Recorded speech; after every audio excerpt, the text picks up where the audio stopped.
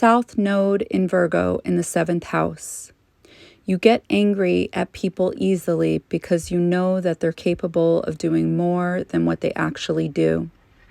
You can have a mean mouth. You may get sick often, especially around the tonsils area. You have a sexual appetite most crave for. You know what you're doing in the bedroom. You leave quite an impression on all of your exes. You guard your heart. You make sure not to say too much to people. You listen and let them do all of the talking. Weight fluctuations.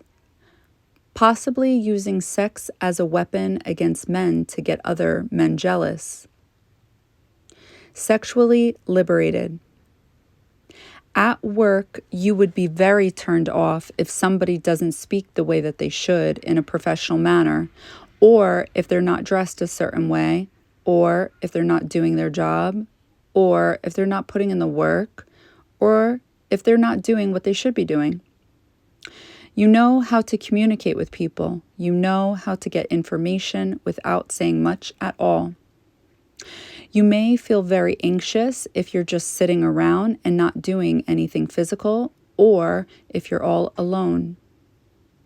I see you guys are looking at yourselves in the mirror, and then you look back at your partner, and you look back at yourselves in the mirror, and you look back again at your partner, and you keep doing this over and over and over. But eventually, you stop looking at yourself in the mirror, and you focus on your partner's journey more than your own, and you start helping this person that you're dating or married to with their career, and that becomes your main focus.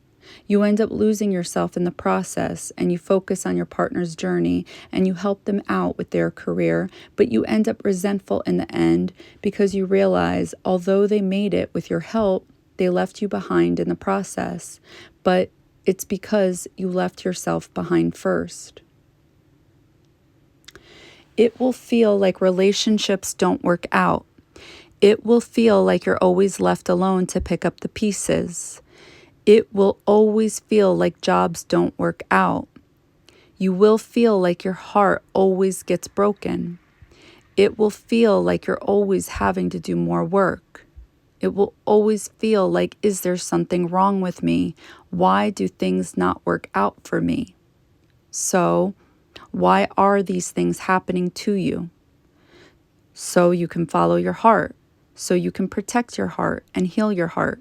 So you can stop going to places you don't belong, because you may have lost faith along the way, and it's to help you regain faith by start listening to your intuition from the beginning. Listen to your body talk to you to avoid the discomfort that ends up happening, and to get you to start talking and to express how you actually feel will avoid the anxiety that you end up feeling, because you end up doing Irish goodbyes. But technically, if you had just listened to what you felt in the very beginning, then you would have faith in relationships, because it was your faith that was telling you from the beginning that you shouldn't be where you ended up. And had you listened, you wouldn't have ended up where you ended up, which would have avoided the pain to begin with.